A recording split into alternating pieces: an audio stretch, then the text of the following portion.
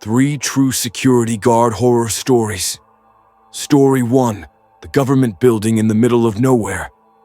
This first story comes from a security guard who'd been with his company for about 6 years. He had seniority, training, experience, enough to think he'd seen just about everything. A few months ago, his company picked up a new contract, a government building, out in the middle of nowhere. He won't say exactly where, but picture this: a 6-story concrete building, surrounded by acres of empty parking lot, then a 10-foot metal fence, topped with barbed wire, and beyond that, nothing but thick woods, stretching for miles. No houses, no streetlights, no reason for anyone to be out there. Because of his seniority, he usually worked mornings or evenings. But when the company started losing people on the overnight shift, his supervisor asked him to fill in just for a few weekends. He needed the overtime, so he agreed. The first couple weekends were quiet, but that third one is the night he'll never forget. It was Saturday, around 2 a.m., and a thunderstorm was tearing through the area.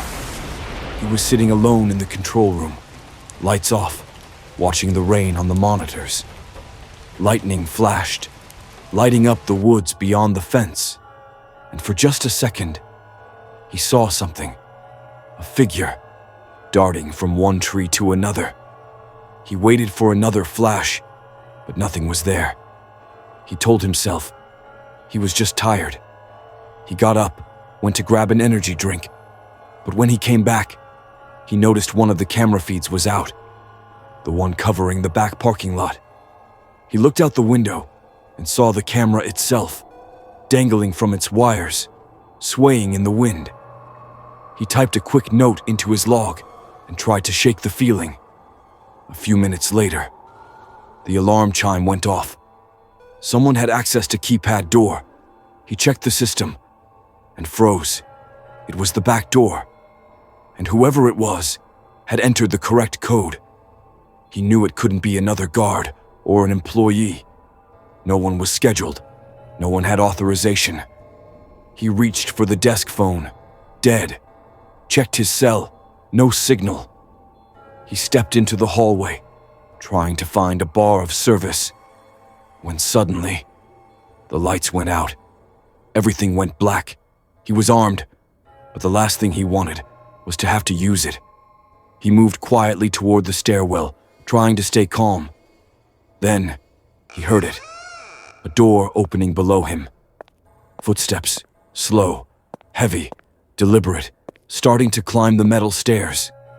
He turned and started back up, fast but quiet, aiming for the maintenance ladder that led to the roof hatch. As he turned, his belt clipped the railing. Clang. The footsteps stopped, then started running. He sprinted, threw open the door, slammed it behind him, and climbed the ladder as fast as he could. He stopped just below the hatch, holding his breath. The stairwell door burst open. Footsteps ran into the hall. Then, silence. He dropped from the ladder, ran for the stairs, and didn't look back. By the time he made it outside, the rain was coming down hard. He jumped in his truck, started the engine, and through the downpour, he saw someone, dressed in black, standing in the doorway, just watching him.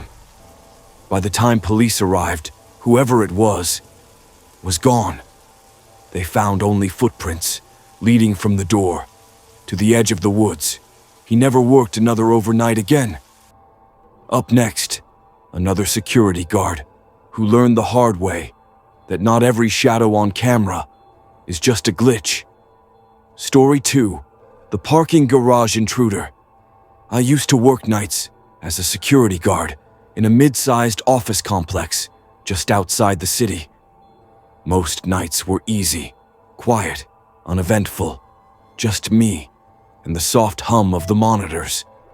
One night around midnight, I noticed movement on the underground garage feed. A figure moving slowly between the parked cars. Nobody was supposed to be down there. I radioed my supervisor, He told me to stay put, but curiosity got the better of me. I grabbed my flashlight, took the elevator down. When the doors opened, the air felt thick, and the silence was the kind that presses against your ears. I called out, "Hello, security." No answer. The place looked empty. I checked every row, every corner, but there was no one. I got back upstairs, sat down at the desk, looked at the cameras again, and there he was, standing in the same spot, facing the camera now. My stomach dropped. I watched as he turned and slowly walked toward the stairwell. He reached the door and disappeared. A few seconds later, the elevator bell dinged behind me. The doors slid open. Empty. But on the lobby floor were wet footprints, bare feet, leading from the elevator across the tile, before fading out halfway down the hall. I froze, called for backup. Then, against every instinct I had, I started a patrol on the 5th floor. One office door was slightly open. It shouldn't have been. I pushed it open, checked inside. Nothing. When I turned back to the hallway, I heard it. Footsteps, wet, uneven, coming toward me. I swung my flashlight and caught a glimpse of a dark coat disappearing around the corner. I ran, didn't stop until I was back in the lobby. The patrol team arrived minutes later. We searched every floor. Nothing. And when we checked the camera footage from that time, it had been overwritten. I quit that job a month later.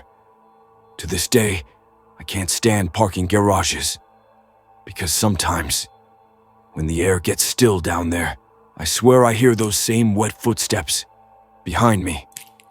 Up next, a new guard's first night on duty that made him never want to work alone again. Story 3, The Clinic in Mississauga. This story comes from a trainee security guard on his first night on the job.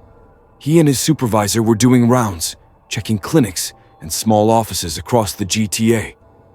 Around 1:15 a.m., they pulled up to a medical building in Mississauga. Routine patrol, no alarm calls, no dispatch messages. But right away, something was off. The underground gate was wide open, and the front glass door was cracked. No alarm, no sound, just silence. They stepped inside carefully. Flashlights sweeping across the empty reception area. The air was cold, heavy, and the kind of quiet that makes you feel like you're being listened to. His supervisor told him to stay near the entrance while he went downstairs to check the lower floor. A minute passed, then 2, then 5. No sound. The trainee started hearing faint clicks echoing from the hallway. Soft, rhythmic, like someone tapping on glass. He followed it into a dark exam room. The noise stopped. When he turned back, his supervisor was standing in the hall, pale, eyes wide. "All the rooms downstairs are open," he said quietly. "And there's a phone ringing down there." They both listened. A faint ring echoing from the basement, steady, constant. But the power was off. They left, locked the door, and called it in from the car. The next morning, the property manager told them that clinic had been closed for 2 weeks. No working phones, no active lines, no reason anything inside should have been on. They never found an explanation. Working security at night sounds peaceful, quiet, easy money. But the truth is, it's never really quiet. Because sometimes you hear things, see things that no camera will ever capture. And you start to realize you're not as alone as you thought.